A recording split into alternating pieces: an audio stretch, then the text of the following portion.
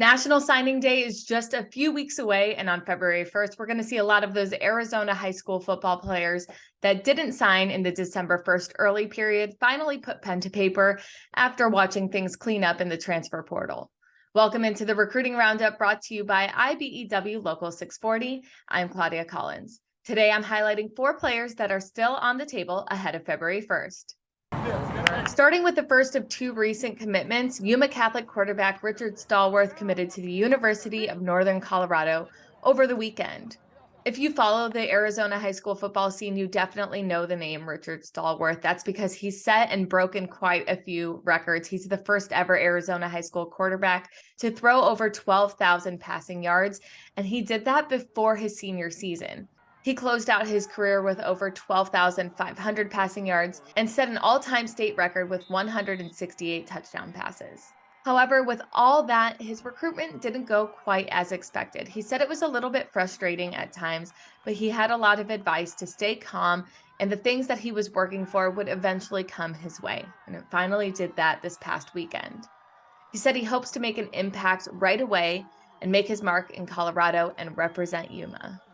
Now moving over to Hamilton High School, where we have another recent commitment. This one comes from our National Football Foundation Linebacker of the Year award winner, Alex McLaughlin. We did expect to see Alex put pen to paper on early signing day, but instead he committed to NAU on December 22nd.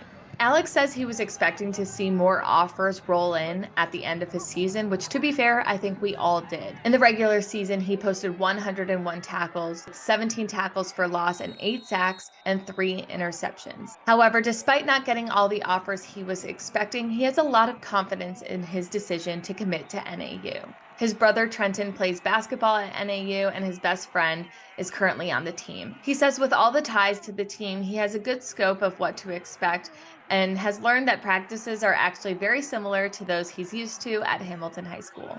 For Alex, he believes that the biggest perk of committing to NAU is that he'll have the opportunity to compete for a spot right away. Now let's move on to 2 players that are still exploring their options.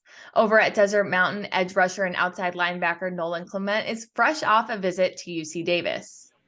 He says UC Davis is one of the programs that's showing him the most love right now. He has offers from FBS, FCS, and Power 5 schools, but he's still deciding what's best for him. He's deciding if he wants an opportunity to play right away or go to a bigger program. Along with UC Davis, the Arizona Wildcats are also making their interest known.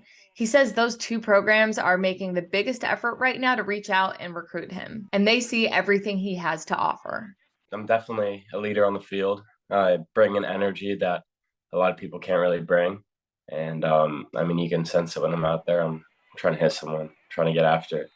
Hyping up my teammates, getting them to rally. Even if people are getting drives, they're in a red zone or whatever, I'm making sure those dudes are not getting in the end zone.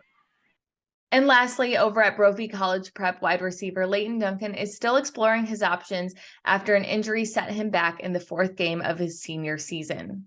He suffered a torn ligament in his foot, which is the same injury that occurred in his other foot the year before. Leighton learned a lot about himself while he was recovering off the field, and he never missed a practice, even if it was at 5 a.m. Leighton is looking for an opportunity to play anywhere he can, and he says that Jason Jewell has been a big help in getting his name and film out there to coaches. I think I see myself playing right away at some of those smaller schools. I know that that I can play at the next level, and maybe it's not going to be Division I right away, like how I plan. Idaho State, Colorado State, Pueblo, and Northern Colorado are all still in the picture. Leighton says he sees the advantage of playing at an FCS or Division II program because he's hungry to play, and what he's really looking for is an opportunity to play college football in 2023. That's all for the Recruiting Roundup. For more recruiting news, head to sports360az.com.